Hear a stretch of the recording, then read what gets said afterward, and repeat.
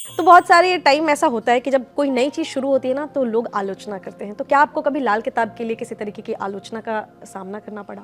बेटा मैं अभी तक सामना कर रहा हूँ। उसका कारण ये है कि लाल किताब ये हमारे हिमाचल पंजाब साइड से निकली। अब हिमाचल और पंजाब के अंदर कितने सौ साल से बेटा उर्दू पढ़ाई जा रही थी और पहले 5वीं क्लास तक तो नेसेसरी था कि उर्दू पढ़ाई ही जाएगी। ठीक है, वो इसीलिए वो फारसी में लिखी हुई थी, उर्दू में लिखी हुई थी।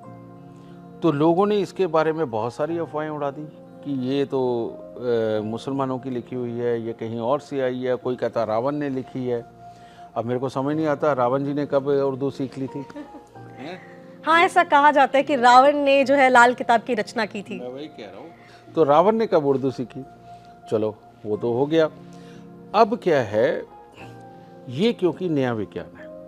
ये इससे पहले सिर्फ गांव देहात के अंदर जो बहुत ही अच्छे लोग थे, पढ़े लिखे जानकार इसके, वो हुआ करते थे, वो टिप्स पे हुआ करते थे। उनके पास आसपास के सारे गांव के लोग आया करते थे, फायदा उठाया करते थे। वैदिक ज्योतिष बड़ा अनंत काल से चला रहा है और हमारी नालंदा यूनिवर्सिटी के जलने के बाद अब जितना जितना थोड़ी थोड़ी मात्रा में किसी के घर में पड़ा था तो उसको इकट्ठा करने की भी एक होड़ बनी और उसको इकट्ठा करके जितना बनाया गया उसी को फिर सब कुछ माना गया। और वो फिर उसके लिए हमारे यहाँ गुरुकुलों के अंदर पहले से ही वैदिक ज्योतिष का चलन था, तो इसके तो प्रचार प्रसार को कोई रोक ही नहीं सकता था।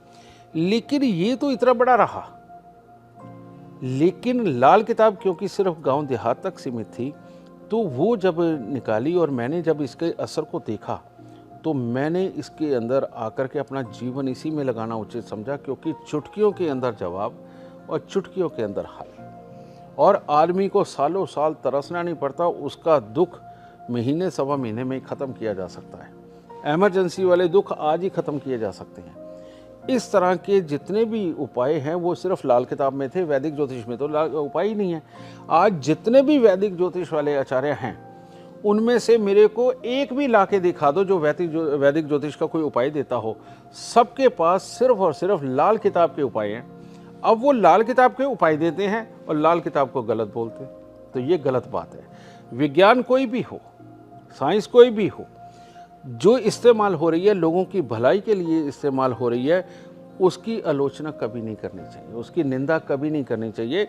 आप एक चीज़ के डॉक्टर रहें, ये अच्छी बात है, लेकिन आपको दूसरे डॉक्टर की या दूसरे स्पेशलिस्ट की आप आलोचना नहीं कर सकते हैं। तो यही बात मुझे समझानी है, भाई आलोचना मत कीजिए। लाल किताब बहुत सुपर तरीके से जा रही है और आज की डेट में नेहा मेरे 48,000 स्टूडेंट हैं रिटर्न में, और मैं फ्री में हर थर्सडे को क्लास देता हूँ और रजिस्ट्रेशन 48,000 बच्चों का है, वो सीख रहे हैं। और जिस तरह की वो क्लासेस हैं यूट्यूब पे जाके देखो, जीडी वशी टाइप करो, वहाँ देखो मेरी सारी क्लासेस पढ़ी हैं। वो कितना टेक्निकल है, किस तरह से बहुत गहराई से एक प्रेडिक्शन निकालने के लिए क्या क्या फॉर्मूले इस्तेमाल किए जा रहे हैं। आप उसको देखोगे ना तो आपको पता चलेगा कि किसी डॉक्टरेट, किसी इंजीनियरिंग, इवन स्पेस इंजीनियरिंग कुछ भी हो, रॉकेट इंजीनियरिंग कुछ भी हो, उनसे कम नहीं है लाल किताब, उतनी ही गहराई रखती है।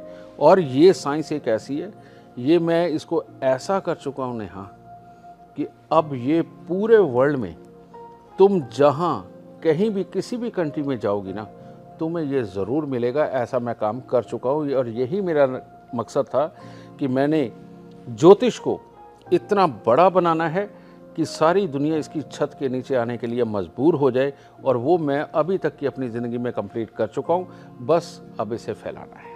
और मुझे लगता है कि बहुत सारे लोग जो है अभी देखने के बाद, जैसे आपने जो, मैंने ये सवाल इसलिए पूछा, आलोचना की बात इसलिए पूछी क्योंकि मैं भी बहुत सारे लोगों को देखती हूँ जिनको लाल किताब को लेकर बहुत ज़्यादा, मतलब उनके दिमाग में एक नेगेटिव थॉट बन जाता है कि लाल किताब है तो कोई अजीब तरीके की रेमेडी होगी या टोटका होगा। तो जैसा कि गुरुदेव ने बताया कि आप लोग हमेशा जो ये सोचते हैं कि उसमें टोटका होता है, टोटका नहीं, वो प्योर साइंस है। मैं फिर से बता रही हूँ। चलो मैं इसका डिफरेंस अभी क्लियर कर दूं। जब हमारे पास पहले वैद्य हुआ करते थे तब वैदिक ज्योतिष हुआ करता था।